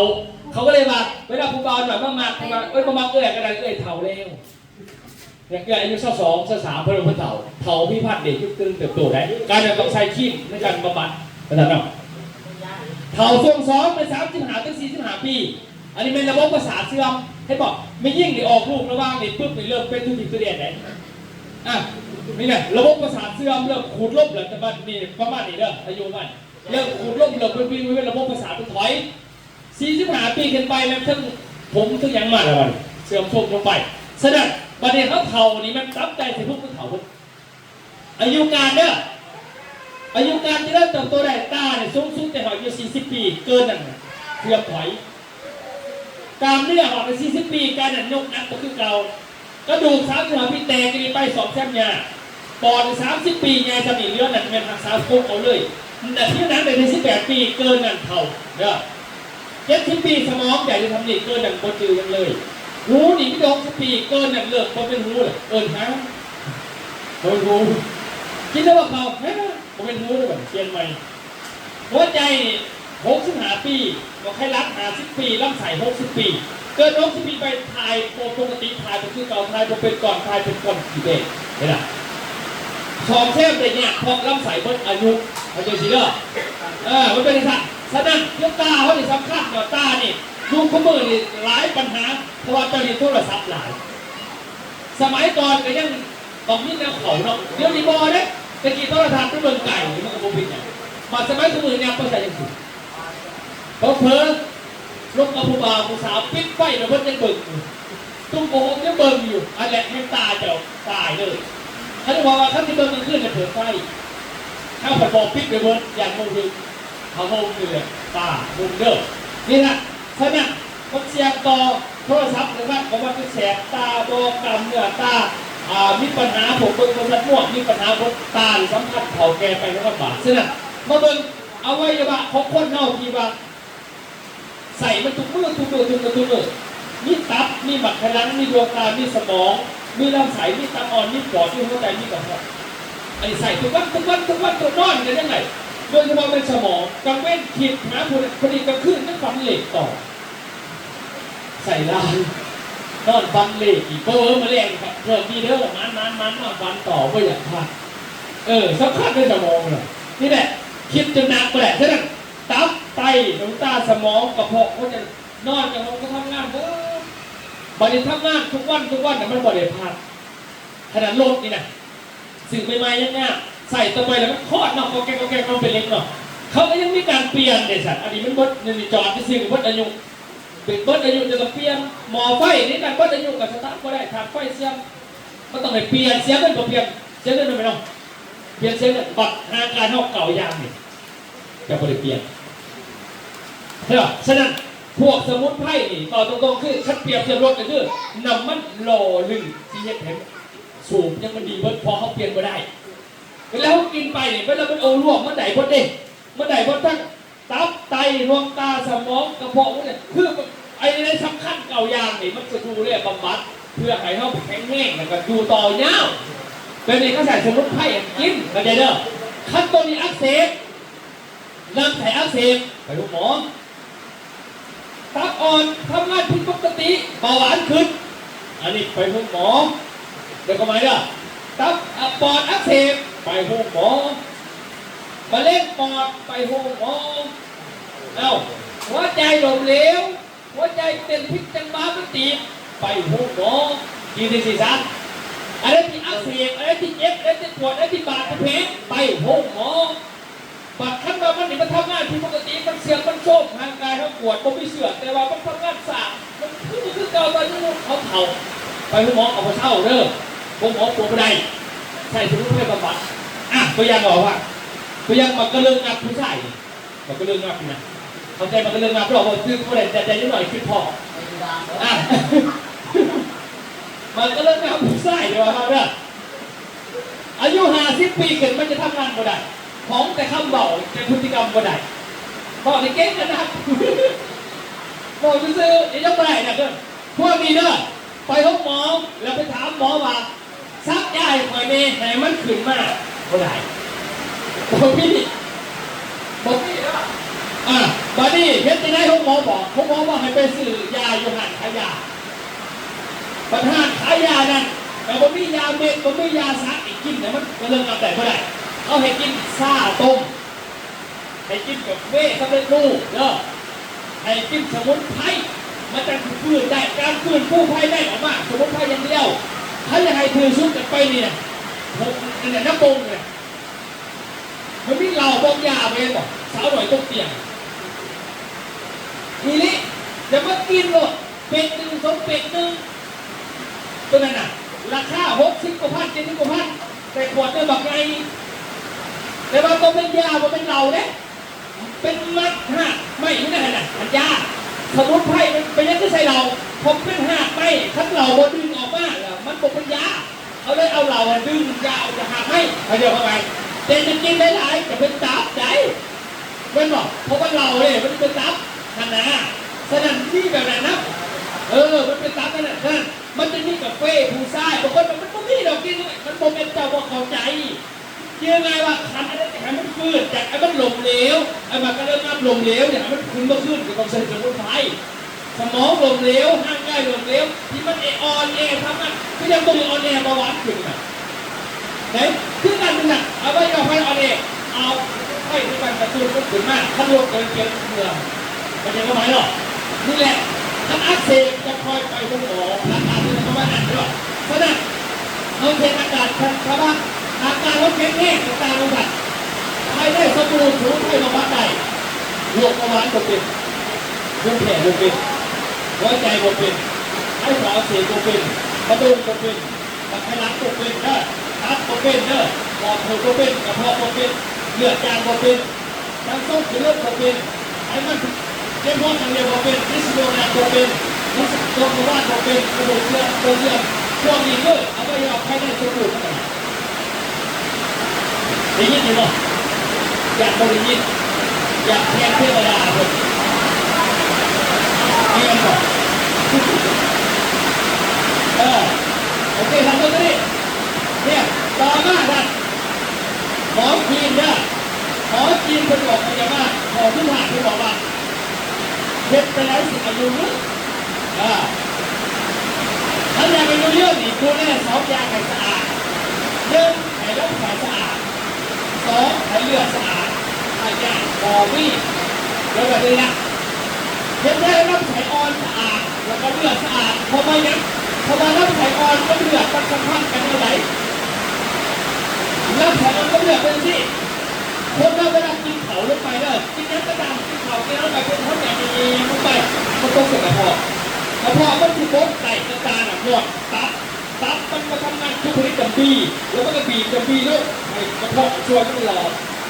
กระดูกน้ำมันไม่ได้หลอดหรือเปล่าจำปีซอยคุณบอกไม่ได้เมาหักเขาจะผมจำปีเนี่ยบี้จากที่ว่ามันอยู่ในกระเพาะนี้มันซอยด้วยกันเลยบัดพ่อมันบดเรียบร้อยแล้วมันแบ่งไป2 สายมันมีสายแก้วสายอ่อนพอสายแก้วมันออกมาเป็นชี้ตัวเป็นต้นเถื่อนนี่หรอออกมาเป็นชี้กับสายแก้วสายอ่อนเนี่ยคือของดีที่มันจะไปเรียกมันกับมาไหลเป็นสายอ่อนแต่พอสายอ่อนปุ๊บตอนนี้ขนาดก็สายอ่อนน่ะมันก็คือเป็นคอมาบอกมันดูเขากินเขาเลือกฉะนั้นถามว่าน้ำไผ่เจ้าเพื่อมันก็สะอาดมันดูดพิษเที่ยวมันจะกินขี่เฉพาะไม่ได้ทำปากเหม็นไม่ได้กินหัวขันเดียว ไม่ได้เข้าไปว่านั่งคือซื้อตาเหลืองนั่งคือซื้อโน้ตเลยตื่นหวยไอ้โน้ตมันเป็นหรอนั่นแหละเรื่องแบบปัญหาน้ำใสเดี๋ยวไหลน้ำใสหน่อยไหลฉะนั้นวิธีเฮ็ดเป็นไงให้น้ำใสมันสะอาดวิธีหนึ่งแบบธรรมศาสตร์เป็นไงกินหมากไก่หลายๆกินผักหลาย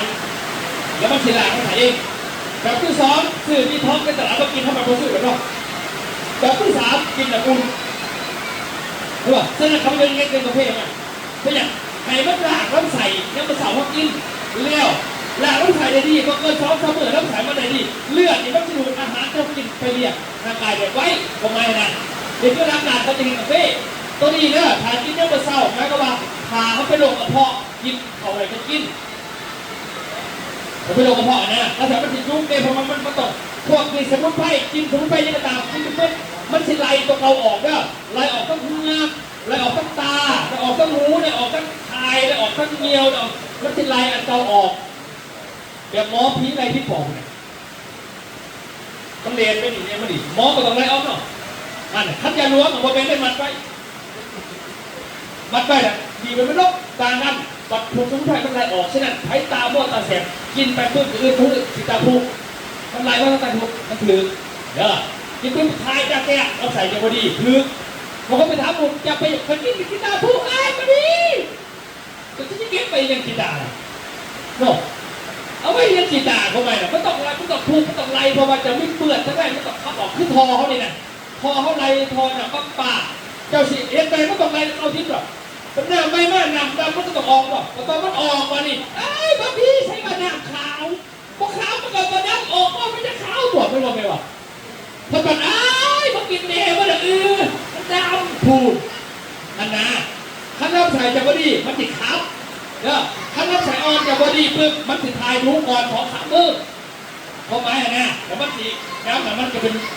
ของแท้แบบนี้รักษาใช่ไหมอยู่ในนี่ไม่มีสมุนไพรเด้อมันจะบ่มลุ่มระบบเลือดมันจะมีตัวทำเศร้าอย่างร้อนมีอัลฟามีอินจีแดง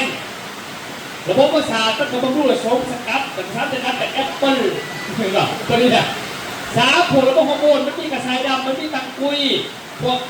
ดูแลพวกควบคุมเบาหวานอย่างนั้นเลยเด้อผมมันมีเจียวโบราณมีภูข้าวมีกรดมันมีหลาย30 กว่าชนิดเนี่ยฉะนั้นผู้ใดมีปัญหาเนี่ยตัวเองก็มันจะเป็นผมมีปัญหาเนี่ยเจ็บหัวขาดเมืองระบบประสาทตัวดีมันบำรุงสมองได้ทายพิษปกติทายยิบทยอนมันก็ซอยได้เด้อช่วยลดไขมันในร่างกายตัวนอนบอกใครรับเกได้เมื่อตำตัวกับเกได้ตัวนี้เป็นตัวละเห็นเด้อฉะนั้นตัวไหนกินนะครับมันจะลดความเสี่ยงกับเป็นอิ่วน้ำลดความเครียดบ่มีเครียดในพวกมันนำไซเดอร์ความเครียดไหมก็มาลดความเครียดหามยังกินกาแฟเด่นก็มันบ่เงาครับว่าบ่ได้เพราะว่าเครียดก็คือเกินยาบาดเท่าไหร่ซึมเศร้านะเพราะเนี่ยผมเป็นเครียดในพวกเครียดในพวกมันนำไซเด้เนาะลดความเสี่ยงโรคเบาหวานกระตุ้นความจำลดโอกาสเป็นกระดูกต่างๆนั่นคือเรื่องนี้ผมลูกสตาร์ลูกสมองมันลวกในไอเดียในเท้าเป็นโรคในตาไปหมอก่อนอย่าไม่มีอย่างข้างในเขาไม่มีเสื้อตัวแผ่นหมอปูอ่ะผมมาถ้าออกมาหมอว่าโอเคเป็นตัวยืนใดบาดเป็นโรคผมก็มียังเหมือนผมมาจะให้ไปหมอกันเลยเด้อมันต้องเบ่งออกคือผมจะรอช่วงเมื่อกี้นี่คือหลักการถาใบนมกินใบนมไม่ถามว่าไม่ยังเอาใบนมเป็นตัวตัดไปยังสาวๆจะกินหลายเขาตาพอดีบอกว่าแม่นบอกว่าเอ้ยอกหักหลายมักไผ่กับพิษคนตาพอดีบ่แม่นแต่ท่านคนอ่านได้เลยตอนนี้หมายก็มาเวลาจะเมาเหล้าเมาเบียร์คนลาวเขาอายุสมัยเมาดูเนาะสมัยนี้เมาเหล้าเมาเบียร์เมาทุกคืนปาร์ตี้สังสรรค์เมามากแล้วจะส่งกินเด้อ10 นาทีตัวเหล้าออกที่เหงือออกเนื้อพดขับออกจากตาพอกบอกให้มีที่มีขาตัวนี้นะเมาเนี่ยมันนั่งหลดส่งกิน10 นาทีส่วงหลดตัวนี้นะขอเน้นนี่ไปหยุดเขากินกันมันเป็นยาครับเกินมาคล้ายๆกับห้างจืดนะคล้ายๆกับห้างจืดนะจืดเบี้ยจืดเหล่านะมันจืดได้นะแต่ว่าเมาแล้วลองกินเบิ่งกันในทดสอบมาแต่ละคนตัวสงการเนี่ยทดสอบแต่ละคนที่มันต้อง10 ดอกบอกสูงไหวประมาณ5 นาทีเห็นผลมันจะขับออกเป็นเหงื่อมันตาไปขอบบ่เมื่อยได้พอนี่คืออาจารย์บุญเกิดนุ่งห่วงครับศิลปินยังสารเนาะอันนี้ก็เป็นพรีเซนเตอร์เขาได้นี่เขาจัดงานเป็นกระทรวงคนน่ะออกเขาเราทำประการก็ไรกาแฟก็ดีแล้ว ก็เป็นธรรมดาด้วยครับขายดีมากตลอดกาลเห็นไหมอันนี้เป็นส่วนของกาแฟตอนข้าพเจ้าเริ่มใหม่ๆยังใส่แว่นตาอยู่เลยตะกี้เนาะสมัยตะกี้นี่ตะกี้ใส่แว่นตาอยู่อันนี้ว่า3 ปีหลังจะเริ่มกาแฟเขาได้รางวัลคุณภาพจากต่างประเทศมีออยจากสาธารณสุขสปป.ลาวว่าถูกต้องตามกฎหมายทุกอย่างเขาพยายามพืชกระเพาะจากตรงนี้จากการแผ่แซงตัวนี้แหละแต่ก่อนก็ไม่ได้ใช้แว่นสิขับรถใช้แว่นในการใช้แว่นแต่ตอนเรากาแฟมาใหม่ยังไม่ใช้แว่นเลยแล้วก็กินปัดกินโดนไปแล้วนะ6 เดือนผ่านไปไม่เห็นเท่าแต่ยูสิปปดไอ้ข้าวปดทุกปวดหัวปดเสียบัตรเขาจะไปประชุมที่ต่างประเทศแต่ปดในย่นมันบัดลงย่นลืมเนี่ยแว่นก็เลยว่าเป็นกาแฟลืมแว่นแล้วก็ที่ขึ้นไปเอาเข้าไว้ขึ้นได้ลงย่นแล้วหามขึ้นเลยทีมเลยตั้งใจกับฮักดิบมาเลย3 ปีจนปัจจุบันเนี่ยขับรถขึ้นเลยเชื่อคือมันเปลี่ยนไปจากคนเฒ่าก็ยังยังไงสอมแซ่ใส่เป็นแบบกีตาร์ออกมั่วออกคือมันเสียตาที่แบบลมพัดกับเครื่องรู้ว่ามันจะแก่ได้เจ้าพ่อครั้งนึงว่าบ่คอยรับอยู่สินะเมื่อยง่ายสั่นซ้ำเส้นอดีตกินไปเห็นผลไปเด้อมือเบี้ยนว่าไงสินะเบี้ยนเพราะเป็นประจำแขนขากระตุกตอนกลางคืนเนี่ยซอยได้ตัวนี้กาแฟของเขาเด้อเบอร์เอ็มคอฟฟี่โกพันกิโลตัวนี้คือเห็นผลไวมากๆเลยเนาะตัวนี้ฉะนั้นมาเบิ่งต่อมาตัวนี้บางคนแบบข่อยอยากกินกาแฟแล้วตัวนี้นะตัวนี้มีสมุนไพรหลายเหมือนกันตัวนี้ลดเบาหวานได้ปวดคอปวดเข่าปวดแขนปวดขาเด้อปวดได้มึนตามมือตามตีนนิ้วล็อกสิเส้นเอ็นตึงสินะบำรุงระบบประสาทร่างกายเข่าเสื่อมคอเสื่อมกอกแกกเด้อเส้นเอ็นตึงซ่าตามมือตามตีนตัวนี้มันซอยได้ผมคันไม่ยิ่งกินมันสมัครซอยผมขับไปจะเดือนที่ข้างไว้ก็มีตัวนี้มันเป็นยาลวกตัวนี้เป็นขวดเด้อนี่แสดงคนติดกินได้สามารถกินเลยคนนี้เป็นอาการเรื่องเหี่ยวกระปิดกระปอยเริ่มมีอาการเริ่มต้นสินะแม่นก็กินได้เลยเราบางคนเหี่ยวกระปิดกระปอยเหี่ยวโบสุดสินะตัวนี้เรื่องการปัสสาวะโบยูเจ็บหลังสันหลังบางคนเหี่ยวเปลี่ยนสีสินะคัดปล่อยไว้ไม่สึกบวมได้ไหมบวมไว้ก็บวมแล้วก็บักไขลังมีปัญหาแล้วก็ประดงมาจากใช้มาจากเขามีปัญหาเรื่องบักไขลังเขาทำงานผิดปกติมันเสื่อมถอยประดงมากพอบักไขลังเป็นตัวคับเป็นตัวคับคงเสียออกจากเครื่องเขาจะเสียบักไขลังเลยบักไขลังเนี่ยโมเมนต์มีไว้ชื่อได้มันคับคงเสียออกจากเครื่องกับกบยูริกออกจากเครื่องดิบัดนี้ถามมันคับบ่ได้มันที่ขาไม่ขอขางไม่ขอขางไม่ขอพวกนี้กินหอยบ่ได้กินผักขาบ่ได้กินสินง่วงบ่ได้กินอะไรขึ้นรถเป็นยังบางคนมันหอยมันจะกินได้เนาะมันยากสามันก็พิษแล้วกินทำไมมันก็เจ็บมันแหลมอย่างจนมุนไปอย่างเงี้ยข้อหมายก็คือเป็นยังมันจะขึ้นมันมีกรดยูริกในหันกินไปปุ๊บถาบักคาราเจอเนี่ยมันขับบ่ได้มันก็ไข่ก็ไปนะเพราะว่าปกติแบบตัวมันไข่นั่นนี่มันมีกรดยูริกอยู่เลยเจ้ากินเพิ่มกรดเข้าไปอีกมันก็ให้ไข่ไปบ่ล่ะข้อหมายนะหอยกับกรดยูริกหลายผักขากับแมนสินง่วสินข้วยกับแมนเด้อให้เขาใจสิซะนอไม้กับแมนเด้อนะข้อหมายบ่แมนบ้ามันแหลมมันแทงจากมันบ่แมนกระสับเลยไผ่ขึ้นกันเลยเนาะมันหย่ำไปแย่มันจะแหลมไปยังไงจนมุดปุยเข้าจะออกเลยเปิดเราไม่มีกฎอยู่นี่เป็นอย่างนั้นเขาคิดเองเนี่ยเขาไม่คลายสิแล้วแบบนี้นี่ต้องผ่าตัดเดียวเด้อบอสมัครลงได้เขาแบบไม่ได้มันเกินยาที่ตัวนี้พวกนี้มันโมเป็นพันยามันเป็นตัวเกินจากร่างกายไหลลงไปซื่อฉะนั้นมันต้องปวดแต่ตัวกำเนิดคือปวดไขหลังฉะนั้นช่วงนี้เขากินตัวนี้ได้บางเป็นประจำแบบตัวนี้เลยมันสิซอยตัวเนี้ยป้องกันนิ่วไขหลังเลือดจางก็มาจากไขลังของบุดีหลังจากแล้วก็เรื่องพิษเวียนชีซาเพิ่มมีลมในห้องน้ำปากปิดผอกเนี่ยตัวนี้เนาะอันนี้คือสาเหตุได้ต่อมาพวกกล้ามเนื้อผิดปกติบ่นี่พวกเนี่ยเจ็บกล้ามเนื้อตามอายุการอายุ40 ปีขึ้นไปยกนักบ่ได้คือเก่านอนกลางคืนมันเจ็บบ่ได้ก็คือล้มโลเหยียบเฮาจินตนาการไปอันนี้เด้อตัวนี้มันจะคล้ายกล้ามเนื้อได้คล้ายกล้ามเนื้อได้เด้อคล้ายถึงตะคิ้วเนี่ยปวดแข้งปวดขาบักนวดมึนซ่าแต่ตัวนี้มันจะซอยได้เลยนะตัวนี้นี่เนาะมาเบิ่งราคาสินค้าเนาะราคาสินค้าเท่านี้ก็คือตัวนี้นี่ราคาขายมัน350 บาทขนาดเป็นเงินกี่เพิ่งกับ200,000ตัวเดียวราคาขายแต่ว่าราคาส่งเขา160,000แต่ราคาเขาขายลงพื้นที่มัน140,000แต่เวลาเขามาขายเด้อประบาทเวลาขายในสากลเป็น150,000เด้อบอกเขาเป็น140,000ได้150,000ตัวนี้มันเวลาเขามาเปิดซื้อ ขายเป็นเส้นหาเพราะราคาส่งมันดีๆเป็นล้านกับเส้น6อ่ะเขามาขายในสากลเส้นหาแต่ผู้ได้เป็นซัพพอร์ตก็ได้ซื้อราคากับตัวชีพแต่ครับซื้ออยู่ในเท่าไหร่เส้น4ซื้อ10แถม1ซื้อ10แถม1นะแต่ครับเปิดตัวสหกรณ์จะบ่ได้มันอยู่เส้นหามันเป็นราคาต่างกันแต่ราคาเขาขายในห้างกับต่างหากตัวนี้เด้ออันนี้เขาให้เส้น4ซื้อ10แถม1ตัวนี้นี่แม่นเขาขายอันนึงนี่เส้นหาได้นี่คือกันราคาซ้ำกันตรงนี้แต่ว่าเขาหายตัวนี้หายเต็มกับปุกละแสนกินกับน้ำอุ่นเด้อกินเทราฟ้ากินกับน้ำอุ่นกินได้จนว่า4-5 วันกินเป็นไงอันนั้นนี่แต่ครับตัวนี้ไม่เป็น6 ขวดซื้อใช้กันคนละขวดซื้อ5 ขวดแถมไปขวดนึงก่อนก็ไม่ได้ผมว่าให้แต่อันละแสนแต่ว่า5 ขวดแถมมานึงตัวนี้เป็นยาตัวนี้นะต้นขวดต้นปุตโตตัวนี้เนาะส่วนปุ๋ยนี่ท่านเนาะปุ๋ยนี่ก็คือมันมีปุ๋ยหนาปุ๋ยเม็ดตัวนี้เป็นหัวเสื้อเด้อหัวเสื้อตัวนี้สามารถแปรละมันได้สามารถเป็นทั้งปุ๋ยเล็งเป็นทั้งปุ๋ยทุกอย่างรวมในนี้หมดในเดียวตัวนี้ได้อันเดียวเลยอยากให้มันเป็นยังไงอยากให้หน้าเป็นยังไงตัวนี้ไหนตัวเลยอยากให้พืชเป็นยังตัวนี้ไหนเลยท่านใจเนาะตัวนี้หลังจากแล้วมันจะไม่สูตรมันไปนี่ถ้าสูตรมันต้นหรือสูตรหน้าเข่าจังสิเด้อมันมีตัวหนึ่งฟ้าแดงเลยดิตัวนี้คู่กันตัวนี้เอาไปพ่นรถฐานะในคู่นี้ได้4 เฮกตาร์ฐานะถามว่าต้นได้2 เฮกตาร์เป็นอย่างเพราะว่ามันต้นมัน3 เถื่อ4 เถื่อดิมันต้นนะแต่เขา2 เถื่อพอตัวนี้ก็คือได้4 เฮกตาร์ถึงเดียวตัวนี้เป็นทั้งปุ๋ยลิงเป็นทั้งปุ๋ยยังตัวนี้มาเลยตัวนี้นี่ปุ๋ยหมักปุ๋ยผลแต่เวลาเขาใส่ชนิดส่วงเขาลิงนี่เอาตัวนี้อย่างเดียวก็ได้เนาะ5 ซีซีต่อหนังต่อหนัง1 ปีนะ5 ซีซีพ่อเขาใส่หลายตัวนี้แต่คำมันต้นเอาเซก่อนตอนหนัง18 ลิตรหรือ20 ลิตรอะไรนี่ตัวนี้ได้เลยตัวนี้เด้อตัวนี้นี่แม่นเท่าสมัครที่จะเซเลยเซ5 ซีซีต่อหนัง1 ฟุ่ยแล้วก็เซ3 ซีซีเอาไปปลูกทำมันต้น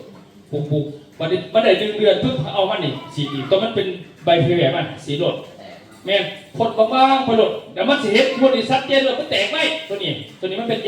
ยาของมันตดโดยเฉพาะขั้นเทกับเขาคู่นี้มันตดคู่นี้ง่ายๆเลยส่วนปุ๋ยเม็ดถ้าเขาจะใช้มันตดใช้แต่บอลนี้มันเน่าบอลเคยเน่าไปกายนี่มันดินมันมีเสลาเป็นพยาเอาตัวนี้ไปเกะเนี่ยเกะเสลาไม่เอาปุ๋ยตัวนั้นตัวละถ้าเขาเซก่อนปลูกมันเซให้ห่างก็แตกก็ต้องปอกมันเซให้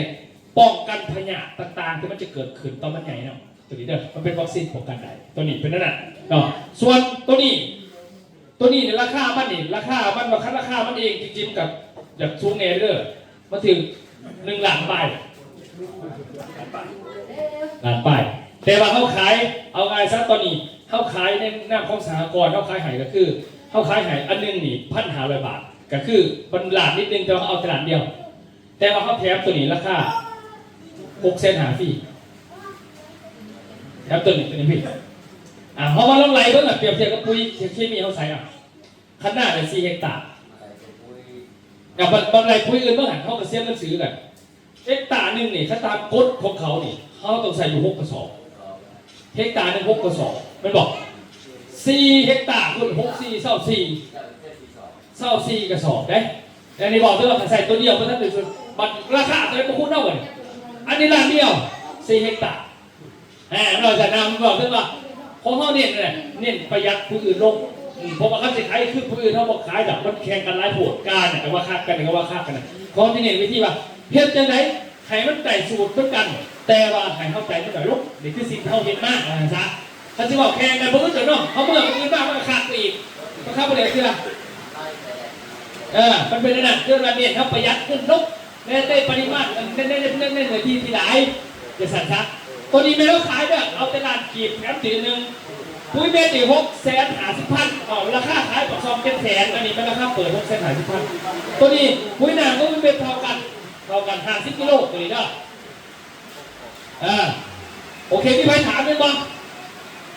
ถามได้โยๆสั่นๆได้ดิขนาดสั่นฝนเนี่ยน้องฝนดูสิดอกกูใหญ่เขาเปียกเมื่อถามมาเป็นไงวันนี้บอกเรื่องโครงการสหกรณ์เนาะโครงการสหกรณ์ตอนนี้หมายถึงว่า เขาเป็นสมาชิกหมายความเขาสื่อสินค้านี่แหละผมไม่ยันหรอกสื่อสินค้าก็เป็นสมาชิกเขาสื่ออยู่แล้วกันซะตามเขาสื่อเลยจดสื่อนามสกุลเบอร์โทรไว้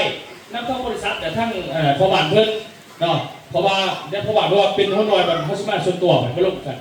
เพราะว่าแค้นแต่โอเคมันจะมีเอกสารให้เขาเช่นตามบริษัทดีแต่ก็มีใบยังยืนต่างๆให้เขาเป็นร้านแก้วแล้วถ้าจังว่าผู้ใดที่เป็นสมาชิกแบบเขาจะเกิดมาลงว่าสิบอกว่าเห็นจะได้สื่อจะได้อันนี้จะได้ก็มีเอกสารไหนถึงนะมันง่ายๆที่สื่อรอบหนาจะได้เขาบอกกันสื่อเงินที่เขาขึ้นถึงไหนอันนั้นรายละเอียดเพิ่มเติมเข้าไปเขาสื่ออยู่แล้วเนาะแสดงเขานำโดยสินค้าของเขาแต่มาตามโดยสินค้าเขาประมาทเขาต้องแบบสีโครามาต่างๆเพิ่มเติมอันนี้คือภาพรวมประมาณนี้เอามีคำถามบอกพอบานไม่ถามบอกถามบอกถามได้ท่านซื้อกาแฟกับจบซื้อเป็นสมาชิกเลยซื้ออันนึงแหละแซมซีเขาก็ขายเป็นเลยผมไม่ใช่อย่างไรท่านครบ10เขาก็แถมมาอีกนึงเอาแล้วบอกให้ท่านพอวอจะซื้อเพิ่มเติมกันแล้วกัน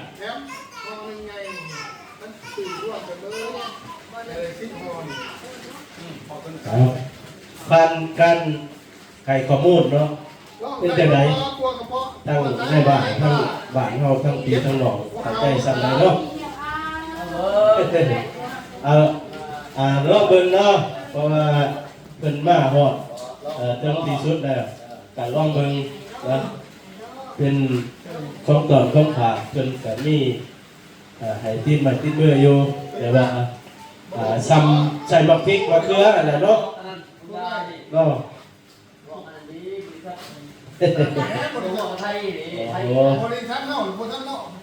เอาลองเบิ่งเบิดแล้วบ่สหกรณ์เป็นจังได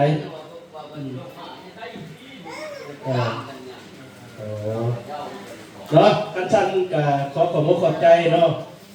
ธนาคารก็ต้องเก็บ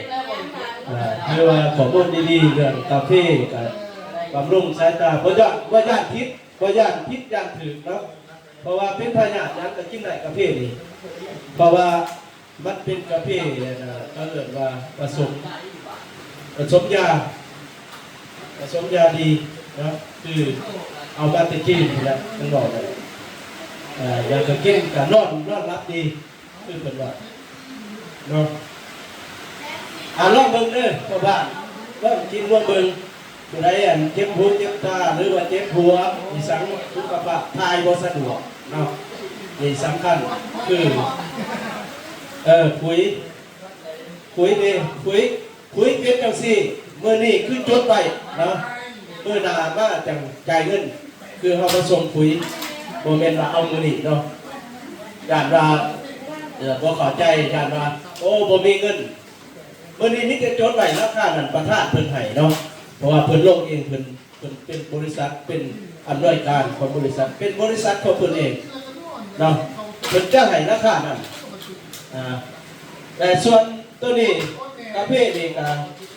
ซื้อเพิ่น10บ่แม่นซื้อผู้เดียวได้สิผู้ละถุง2ถุงนี่อยู่10เพิ่นจะ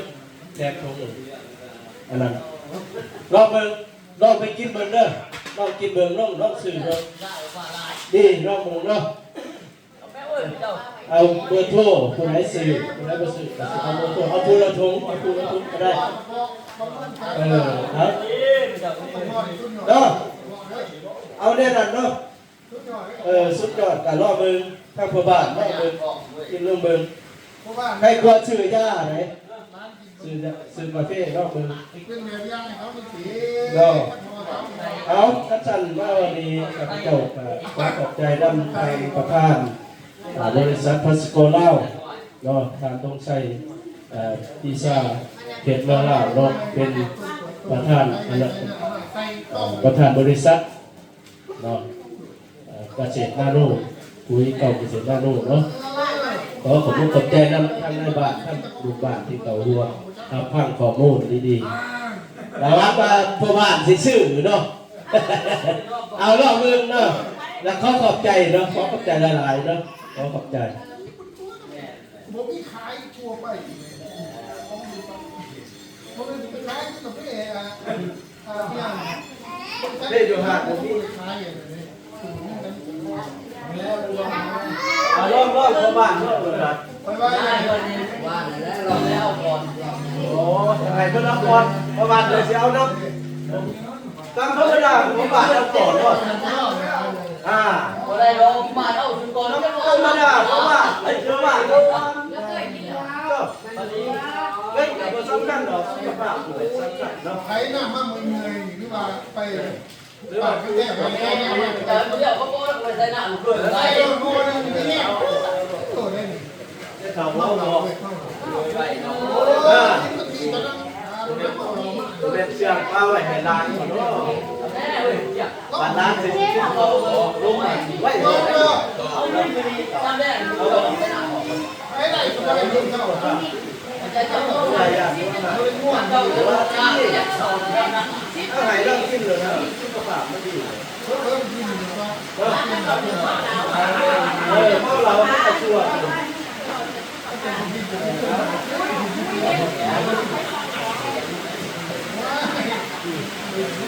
ก็เบิ่งก็เบิ่งประวัติก็เบิ่งเด็กคนนี้ว่าเอาประวัติเอาก่อนโอ้ยโอ้ยเอาประวัติเอาก่อนเอาต้องลงโอ้ยต้องดึงก่อนโอ้ยว้าวแน่ เราต้องเดียว แล้วน่าจะใกล้หน่อยเนี่ยที่เป็นหัวหน้าซะก่อนที่ใกล้เอ๊ะใกล้ครับมันถึงเขาว่า